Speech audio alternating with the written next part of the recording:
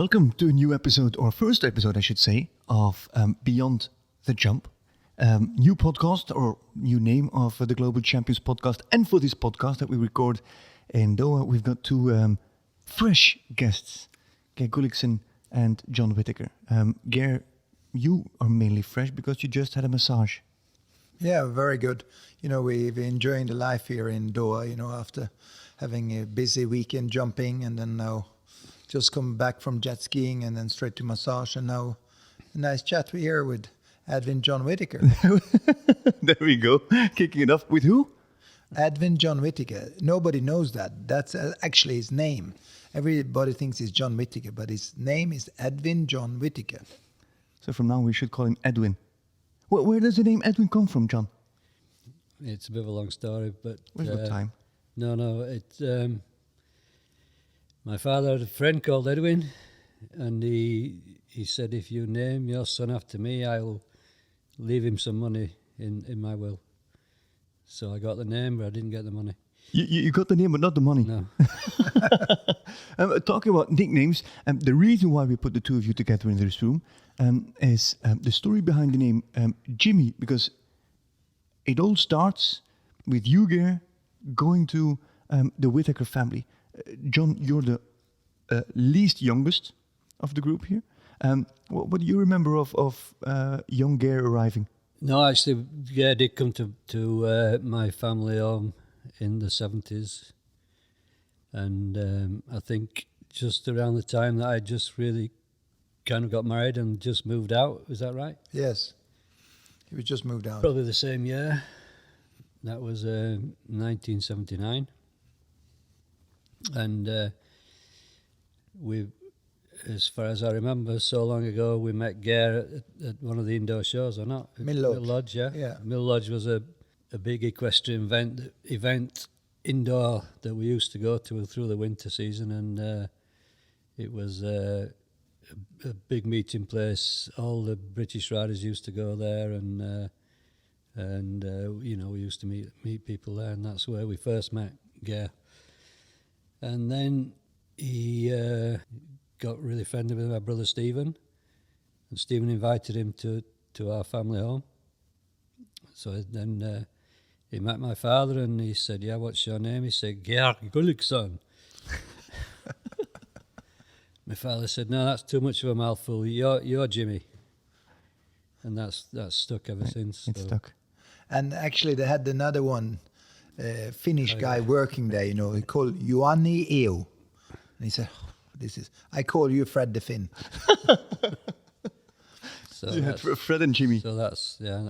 No, actually, I came to England after gymnasium, studying. I should have half a year off, before going on to some other studies.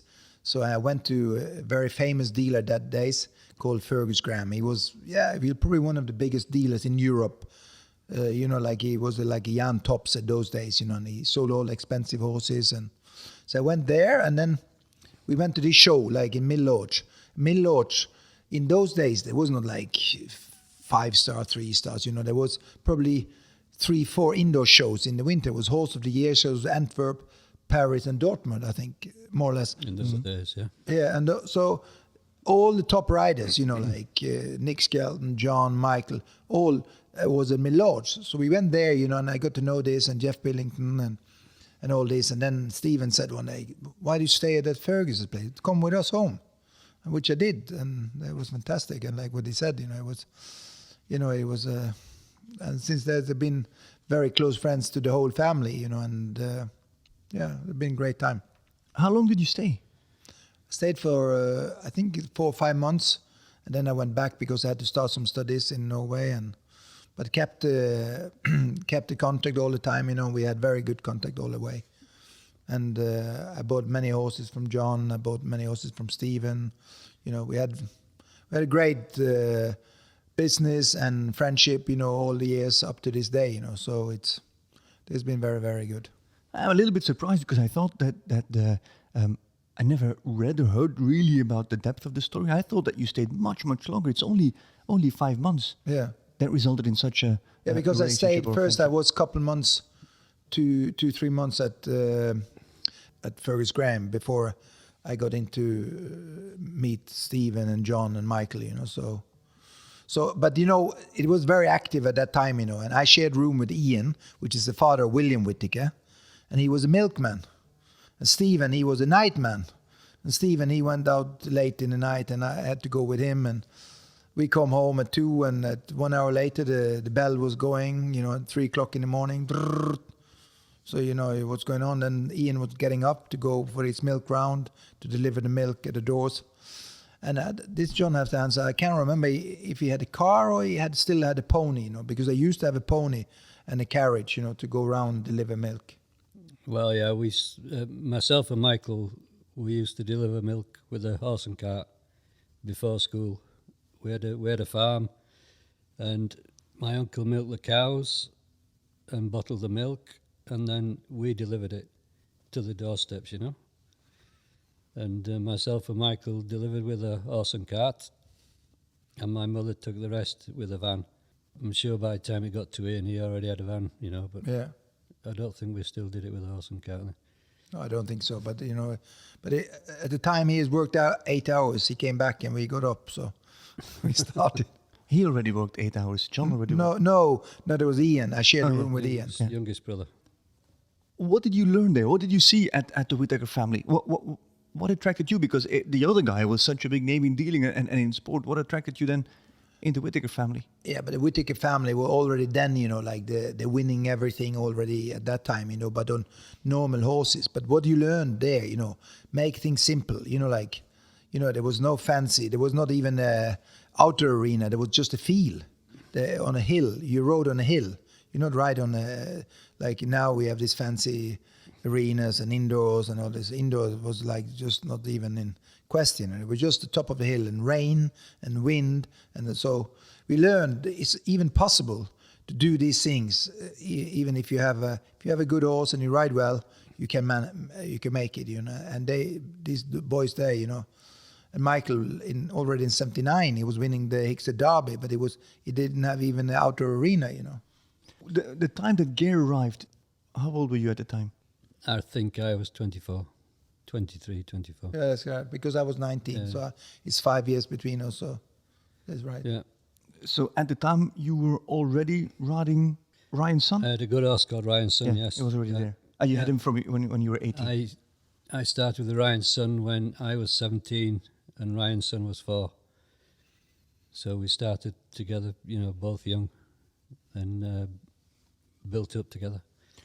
So we're talking about the 1970s. I was born in 1982. I've never seen Ryan's Son. Gary, if you should describe him to me, what was Ryan's Son like? Do you remember Ryan's Son? Yeah, I remember really well, you know. And he was like, if you imagine like a Irish draft horse, you know, but a little bit lighter, you know. He had a big white face, you know, his white socks behind. He had, you know, there was... He wouldn't be, you know, John is not a tall person. I would think he would be like 165. Big feet. Yeah. Yeah, it was like a... Big head. like Irish draft, but not like the big size. But he was probably mixed with something else. But it was heavy. Like... yeah, not really heavy. I think he was quite sharp, you know, of itself. Yeah, Avi Smith, famous show jumper at the time, described him as a cart horse with a thoroughbred engine. And it was a good description, actually. Was he that good of a horse? Yeah. He changed our lives.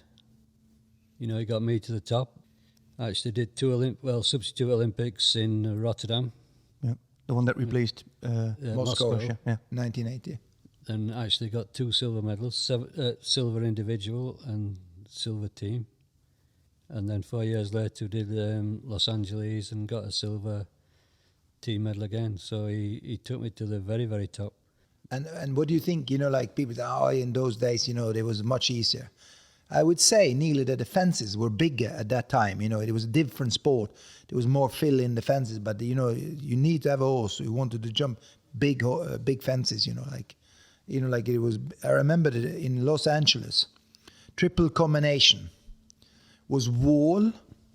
Was it wall? And then water. Was it vertical or oxer in the middle? I think it was an oxer. Wall, oxer with water underneath, and then vertical, I think. Like, And you have also, in those days, you had triple bar in the combination. Now it's not allowed anymore, but you have vertical oxide. It was very common. Massive. The fences were, at the time, massive. They sent massive. I mean, you walk the course and you think, no, this is impossible to jump. But they were different. There were strong poles, lots of filling in the fences. They still knocked down, you know, but they were big. Help me understand. Today, in 2 days' time here in Doha, we'll jump a Grand Prix of 1.60 m. If you go to the Olympics, it's up to 1.65 m. The fences weren't any bigger at that time, were they? I mean, taller. Yeah, but they were stronger. They looked taller. But you know, like in the Grand Prix of Aachen, was nearly like a pre-sons. They kept going. In the last round, could be 1.90 m. You know, because they just kept going higher every round. In those days? Yeah. Aachen Grand Prix was 4 rounds in those days, and they just kept going bigger. Less fences, but bigger jumps. Yeah. And It wasn't any technical, like now we have, you know, should we do 6 or 5 strides, you know, but it was massive, big. Yeah. I remember, you know, like you had nation cups, you know, like, and we don't have like Super League and First Division. I remember in Aachen in 1985, there was 16 teams with 4 in each, so 128 rounds, raining. There was only 3 guys who had short sleeves on. You know, there was a guy with the triple combination. It was Oxa vertical. Big, like John said, you know, I would say they're much more impressive. Today, what is difficult today is to keep them up, you know, it's delicate. Like we had here last week, we had a line, you know, like if you touch it, it come down, like on the Friday night there, you know. It's like you can't breathe on them, you know. Yeah. But these in those days, they also needed to be careful, but they needed to be super brave and scopy, you know. So it was different, but it wasn't any easier, you know, if people think that, you know. John, taking it back to the 1970s, when young Geir Gulliksen, what age were you, John, Geir, when you came there? 19. 19. What do you remember of Geir at that time? he's a little bit like he is now, but younger, very active, very nosy, asking every question, looking at everything, every stable. He's looking, you know, he's so eager to either find something, you know, some trick or something we do, or he just was so keen to learn. You know, it's like he is now, only younger. Would you agree? Still the same. Yeah, no, it's the same, and that's why I think that's why I keep me fairly young for my age, because I'm not giving up. You know, I'm just trying to learn more things, improve on things, do this. You know, and I think that this is my personality. But you know, like it's and I, you know, like, but for me to go there with these guys was, you know, in those days, you know, if you think they're popular or famous today, in those days they were the one. You know, like there was no Scott Brash or something. There was John Whitaker and Michael Whitaker and Nick Skelton. Those were the superstar in our sport, you know. And Ludger was a bit younger, so, you know, like he came later, you know, like when Ludger started to jump, you know, like these were superstars, and, you know, already. And he thought, like, I'm going to jump against these two, you know, like Ludger told me once if he's seen a video from Dortmund, you know, it's unbelievable, you know, like, you know, if you see Ludger, how it developed, but, you know, first time he jumped in Dortmund against these superstars, you know, like he had no chance, you know, like he was 5 lengths behind, and, you know, like it was completely different world, you know. Mm-hmm. But they were in front of their time, you know, and they still, you know, like it's like John, you know, he's coming 67, 5th of August, and he's riding as good as ever, you know, like it's just fantastic to watch. But he's the same in a different way. He's very keen in what he's doing. He's interesting. Today I let him ride my horse because we discussed it. I said, it's nice to you ride it and give me a view of what you think. And, you know, like most people which are his age, they would think, oh, do I have to ride one more horse? He said, oh, it's great. He likes it. You know, like he gets up early in the morning. He rides normally 2 in the morning before he had breakfast. And he has no groom tacking up, you know, he tack up himself. He's a horseman. And this we lack today, you know. We don't have horsemen like John Whitaker around, you know, and who knows this. Many of these top riders couldn't even put a bridle on a horse. And worse, never put a saddle or do things like, you know, John, he knows how things works with a horse, you know, with with equipments, with how they, if they're sick, and you know, and many riders today lack that skill, and that's unfortunate, I would say, because it takes a lot out of, because that's important for our sport to understand these things. John, if I hear what Geir says, I think, why is John Whitaker traveling to the other side of the world? He's won everything. I started counting. I just stopped with all the medals that you've won at World Championships, World Equestrian Games, World Cup finals, launching Global Champions Tours. Why do you still get up in the morning and ride those two horses, travel to Doha first, ride those two horses, and then ride Jimmy's? I think first things first. I think first of all, I feel really good. I feel, you know, my body feels good. Touch wood. I'm still enjoying it. I'm still enthusiastic. I'm still trying to win. It's in my blood, and I still really enjoy it's still a challenge, and I don't feel like giving up. You know, I do enjoy it, and okay, I had a couple of years a little bit lean where I was not winning so much, but then I found two good horses again and brought them on over the last 2 years, and now they're starting to do 5 stars really good, and it's really kind of rewarding, you know, to I wasn't completely out of it 2 years ago, but I was kind of down the rankings, doing smaller shows, doing 2-star shows, which is really hard work. Trying to compete in 2 and 3 stars is tough, but it was a challenge, and you know, I found, like I say, I found 2 good horses, and I've produced them, and it just feels really rewarding to get back to the top level again. Because, like you say, at the time when you were riding those 2 and 3 star shows, and you were short for the top horses, everybody would have understood if John Whitaker would have retired at that point. It would have made perfect sense. You know, the superstars were gone for a moment. You come to an age, to a point in your career where everybody would have understood, oh, okay, John Whitaker retires. That makes sense. Did it cross your mind? Not really. Not to retire completely. No. You know, sometimes you think everything runs off the ranking list. You know, and it's a bit of a vicious circle. To stay high up on the ranking list, you need to be doing the 5-star shows. You know, because to try and get up the ranking list from 2 and 3 star shows is really, really difficult.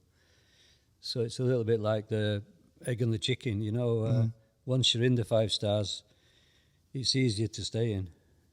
You know, so it is a bit of a battle to get back into top class 5-star shows, but I never kind of thought, no, I've had enough, I want to give up. You know, it was a challenge, and I think first and foremost, I enjoy the sport, I enjoy the challenge, I enjoy looking for new horses, and producing them, and getting them to the top level.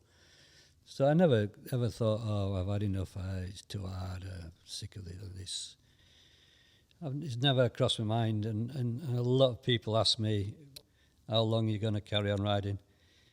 I said, well, for a while yet, because I've just bought some new boots. No, but this is a question. What John says there is exactly, you know, I have the same question. People say, oh, now your kids are riding so well, now you don't need to ride. But I never rode because of my kids. I rode because, like John, I enjoy it. And I enjoy it as much now as I've ever done, probably more. You know, so, and you never do it to be, I think if you want to do this sport to be famous, you wouldn't stay on for a long time, because it's too hard. You know, nobody stays on, it goes, like John says, up and down and with the horses. And, you know, it's not like if you are a skier, you are in the top 5 in every race if you're a top one, and you never number 40. We can win one class, the next class we have 145, you know. So if your intention is to be a superstar, then you wouldn't stay in this job very long, you know, because then you get fed up of the down trips, because 90% of the down trips are coming, you know, and down trips where I say 1 down, 2 down, you know, which is most of the time. And But you have to enjoy your success when you have it, and then forget about it and go on with it. And John, he never, what I would say, took advantage of his position. He never said, "I'm John. Do you know who I am?"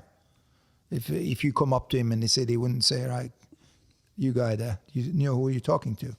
He wouldn't say like that. You know, like some people who wants to be important and be superstars, they think, "Don't talk to me like that. You don't know who you're talking to." You know, like John is ever. He's always, if there is a queue for food, he would never go in the front. He would go as far back as possible. He would never get these things, Chris. You probably see me further up the the queue, you know, because I'm always looking for a position, you know, see if I can sneak in there or get this, you know. But I admire him, you know, because his things he's been doing is just because his proper horsemanship, and he loves the sport, and he stays there because he loves and there's nothing. His career is only about him, not about what the rest of the world think. That's what I read on. I think it was on World of Show Jumping. They ran an article with you or an interview, and they asked you who you looked up to, and you said John Whitaker for his mental strength, for how strong he is mentally. When he's down, he always gets up. He always keeps going. And I think you literally said, regardless of the result of the day before, he always starts the next day fresh. Yeah, I can tell you, this is many, many years back. In the old days, there was a series called Renault Jumping. You know, it was like, yeah, it was it's not similar to Global Championship, but it was like those days, you can say Global Champions Tour. And he had Milton, which was a superstar. And when Milton touched one fence and still jumped clear, people said, "Oh, he's jumping bad today." You know, like he was a superstar horse because he had a superstar rider. And one day he had 4 down in the Saturday class, because in those days we jumped every day. You know, started the show on Thursday, we jumped Thursday, Friday, Saturday, Sunday. Not like we ride and rest them and school them, and you know, we competed. So it 4 down, and everybody was like shocked. What's happening? How can Milton have 4 down? And you know, a lot of people would say, "Yeah, you see, there was that guy in the corner there, and there was this there," and you know, like explaining why. Then it was this guy moved, so my horse get shocked there. John said, "I kicked 4 fences down," and the people said, "Huh? What? Yeah, that's what happened." Next day, he won the Grand Prix because he didn't carry that with him. You know, he thought, he probably thought in his head, that was very good, you know, like he will be a bit sharper tomorrow. And he was. Because that was normal. But he didn't lose his confidence. And he has unbelievable right confidence, because you can have confidence, think you are top of the world, and try you floating if you're winning a bit, you know, and you're youngish and you think, "Oh, I'm better than everyone else." John never thought he was better than everyone. He was just thinking in his own world, what can I do to improve this? And he always look at the position very positive. You know, like if you bring him a horse, many top riders say, "Oh, that shit horse, I don't want to ride." John, even if he were jumping 30 centimeters, he said, "Oh, it's nice. Yeah, it's a little bit nice." He looked always on the positive sides with horses. And find the good in everything a little bit. Because that's the thing. You've been jumping at the highest level for nearly 50 years now. I mean, that also means that you have to find horses over 5 decades. Horses have changed dramatically. Sport has changed dramatically. To find good horses in the 70s, those horses aren't the same in the 80s, neither in the 90s, and especially not in the year 2000 or 2010 and now 2020. So, and if you say that you've bought yourself a new pair of boots, you really have to have a special ability to adapt to situations, or to stay mentally strong and be awake all the time, aware. I think you're right. The most difficult thing these days, excuse me, is finding good horses, and the sport is so professional, and there's so many people looking for that special horse. You know, so many good riders, everybody looking for a good horse. So that is the most difficult thing. So you have to be resilient and just keep going, keep looking. Quite often you find that horse around the corner just by chance, you know. So, like I think most riders, you try everything you get offered. You're always going with your eyes open. thinking one day the next Milton's going to turn up, you know. But is that then the difference with John Whitaker with other riders? The positive approach, the looking for the good thing in a horse. Was I would probably. I get criticised sometimes from my family for trying too much, you know, with a horse that doesn't seem to try and find the right. Doesn't seem to get much better. It doesn't get any better. It doesn't get any better. And if I see a small thing that I think gives me hope, I keep going. And sometimes it works out, sometimes it doesn't. But my family especially said to me, "Oh, you're trying too much. You're spending too much time with that horse. It's not going to be good. It's never going to be good enough." But if I see something, I keep going. And did you prove him wrong? A few times I proved them wrong. I think they proved me wrong more times than I proved them wrong. But sometimes, sometimes it's worked out for me. Yes.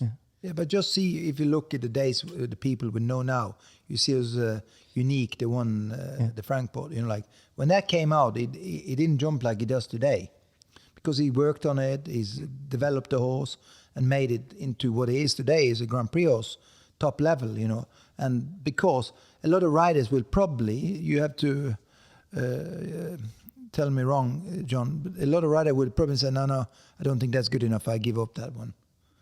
Yeah, exactly.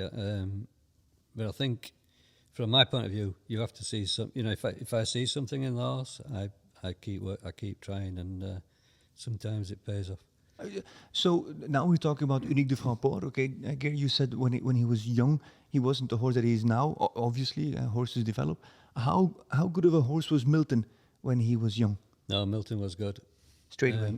Yeah, he was good straight away.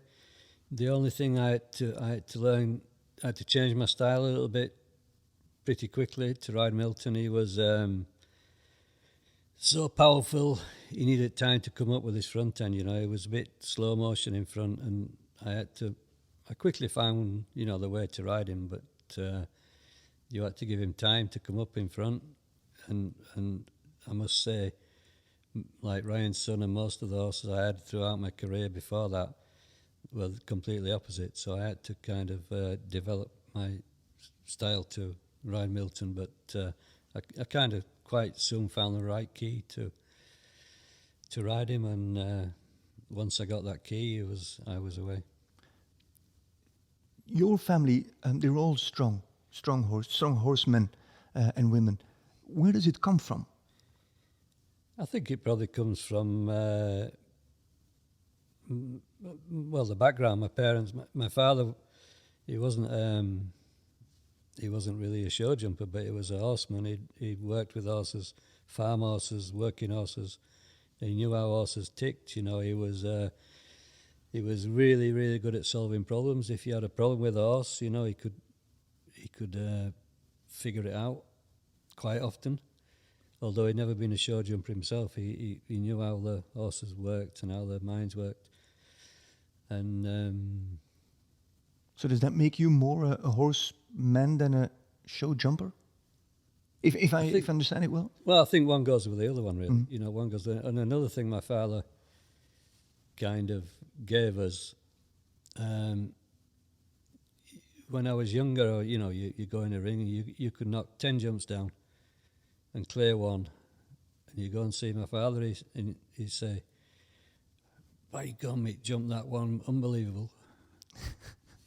I say, "What about the rest?" Doesn't matter, he jumped that one, unbelievable. So, and that's what he, and me and Michael are actually like that now, you know. We always look at the good side of, like Geir mentioned earlier, the hardest thing in this sport is coping with the bad days. You know, again, you especially if you think you're going to have a good chance to win the Grand Prix and you go and make a mistake, you knock 2 down. That is hard to get over, you know. You have to be strong to get over that, come out the next day and do your best again. And I think my father actually installed that in us, you know. He gave us that kind of mental way of looking at things. Always look at the good side of it. There's always another day, and that's kind of stuck with me and Michael for sure. Because not only do you have to be able to find good horses over 5 decades. I asked a few riders before this we record this podcast. What do you admire about John Whitaker? And mainly people, riders, let's say between 25 and 40. And he said his ability to adapt over half a century of sport is unbelievable. Last Saturday you had the Grand Prix here, and he still competes to win against and teenagers, people in their 20s, at their strength in their 30s, and he's still the better man. He's still the better rider. He completely adapted to the modern demands of the sport. Is it something that you are aware of? Not really, no. But I must say, when I ride better now than I did 20 years ago. Actual riding. I might not win as much, but my style on the horse, my position, it's much, much better than it was 20 years ago. And I think you have. Well, you've got no chance if you don't go with the times. If you don't change with the times, I wouldn't be here. Like, he rides better than he's riding better now than he has all his life. It's the same thing. We've changed we've gone with the times. We've stuck with the times, and we're, yeah. But I think otherwise we wouldn't be here. We wouldn't be doing it. Mm-hmm. And I think what helped us is that we grew up differently, and when we grew up, there was no stress with shows every week, like not so much, like, okay, when John was in 25, 30, he was getting more shows, but that it wasn't. I think we had more fun with the horses, like we enjoyed being around horses and doing this, not just compete, but the whole thing. And that helped us also, that we like what we're doing. And that's what helped us on the bad days, it's only not the competition. We like to do well in competition, but it's not only that. And that, I think, with a lot of riders today, they couldn't nearly ride motorbikes. They would be the same. Not all of them love the horses in the same way. I think this is probably a hard statement to give, but I think we grew up differently and we have a different background, with the horses and like that, So that takes me back to my initial question. Why, at this age, still doing this? Still going through this circus, still traveling on the plane, off the plane, riding Geir's horse in the morning before breakfast? Why? What's the why? Why do you guys do this still? Because we enjoy it. Yeah. We look forward to it, and every week's a new challenge. Every day's a challenge, and I think we're speaking for the pair of us. We really enjoy it. We talk about it in the evenings. We think about it in the mornings. We work on our horses. Yeah. And when I watched John ride my horse today, it's interesting. And it's not like I said, you ride my horse, I go to the hotel. It's not that. It's not because I don't want to ride myself. But I thought it was interesting to see John ride the horse and see what he was doing. And, and everything he did actually was what I thought he would do. And it was interesting because I have the same ideas about that horse as he has. And, like what he does. And, like we discussed it afterwards. So it's not that, I don't want to ride. I'm lazy. I want to stay in bed and then you can ride my horse. I enjoyed it. I walked with him up to the ring. I sat in the corner. I watched him and, interesting. And that's why I think we... like you think we are in the 60s and why should we watch this? No, we try to, like he said, we try to improve, we try to learn all the time.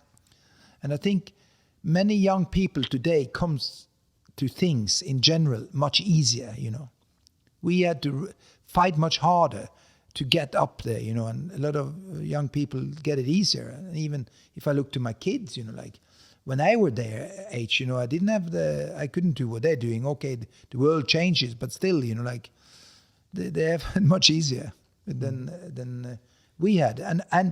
And for me, there was no sacrifice. I'm very happy that I had that grow up like I had, because that's given me the punch for the rest of my life. So it's I think that's so I'm not wanted to be like young in 2022, I enjoy the time we had, and I think, and probably the people they enjoy the time now, but I think it was good for us. I'm again going to go back to this morning. What did you see? Who did he ride first of all? Calvino. Yeah, Grandino, yeah. And Yeah. what did you see? Yeah, because John, he says to me, this one, he said in Olympia, I said, I really like that horse, and it looks, and a lot of people haven't really spotted that horse, like I've ridden many horses like John, and you, when you feel there's something there with the horse, it's very, very careful, sensitive, but sensitive in positive way. He's not spooky.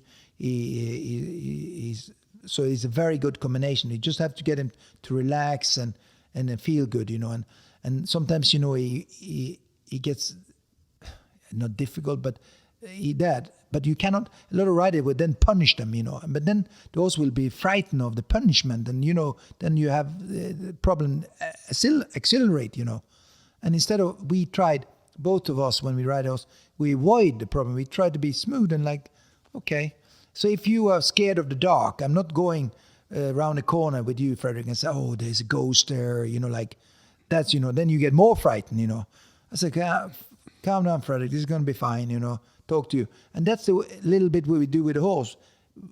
We do it by doing things, but and talk to him and like this to settle him down, because he doesn't do it because he's naughty. It's just full of quality, and that comes out sometimes, in these situations. Just getting to a big arena like this arena here, and it's a bit awe-inspiring. And, you just have to give them sometimes time to relax and trust the rider, basically. Mm-hmm. Did you finish off on a good point with Grandino? Yeah, really good. Yeah, it was like we expected. He went in the ring and he was looking everywhere. But after 5 minutes, he was relaxing, and like you said, I didn't punish him. Just tried to support him and got him to relax, and it was really good. Yeah, he did a good job, I think.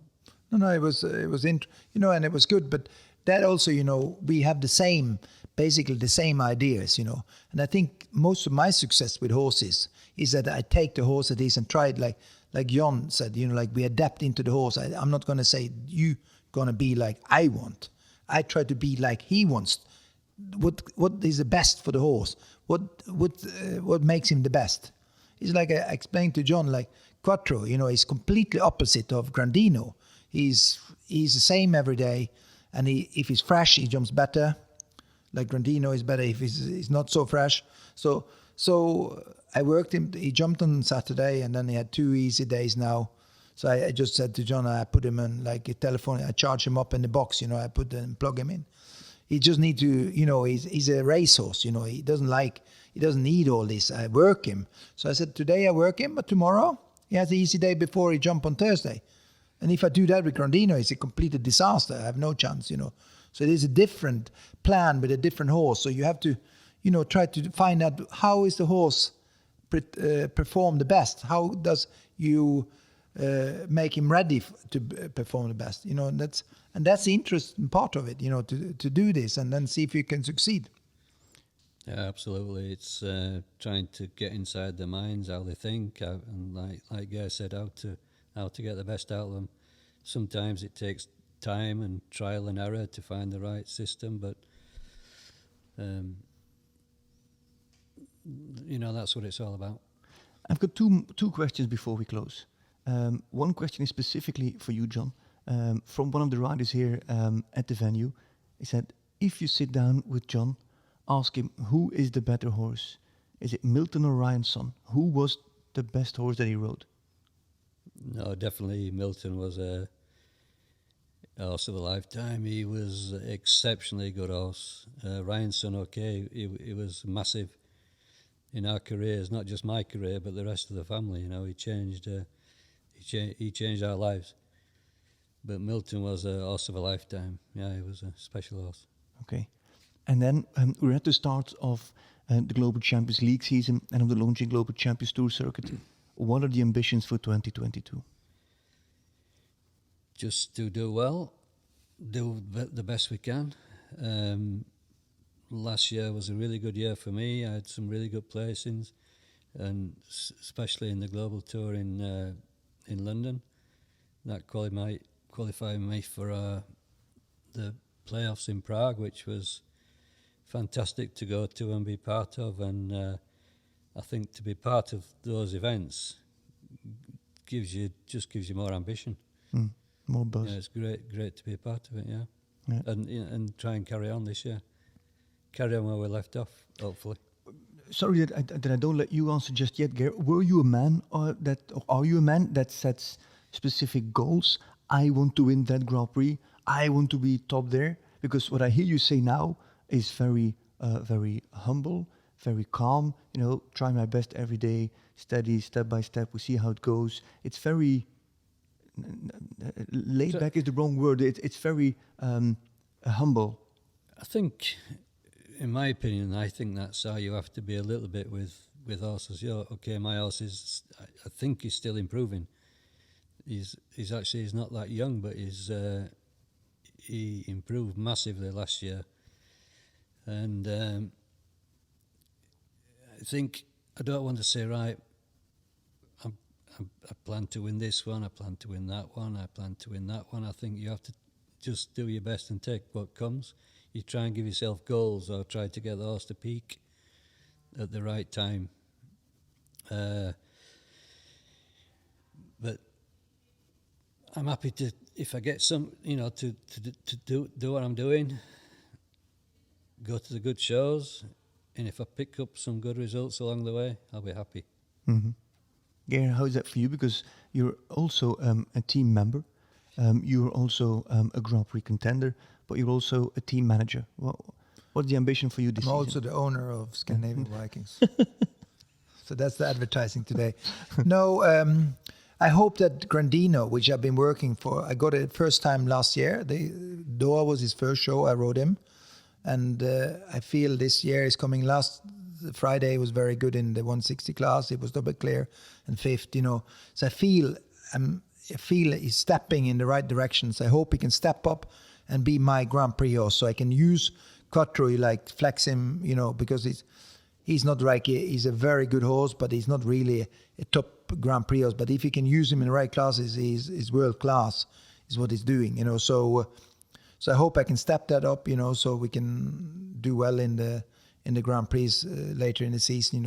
This is my first show after Olympia, 2.5 months. So I try to be, I don't want to do too much too quick, So, but I'm like John, I'll try to, you have in your head what you want to do, but you don't go around and say, right, I'm going to win this, I'm going to do that, But obviously, like John, he doesn't go in that ring to just take part, and I think that's the answer. You try to do well. If you're not, it's not a social activity. It's a competition, and you would try to do well. All right, gentlemen. I wish you both well, all the best. Thank you very much for sitting down with us here at Beyond the Jump. For our listeners, don't forget to subscribe to GCTV, whether it's on a live pass or a pro pass. Subscribe, stay in touch with us over the social media channels, obviously, as well, and enjoy the rest of the season.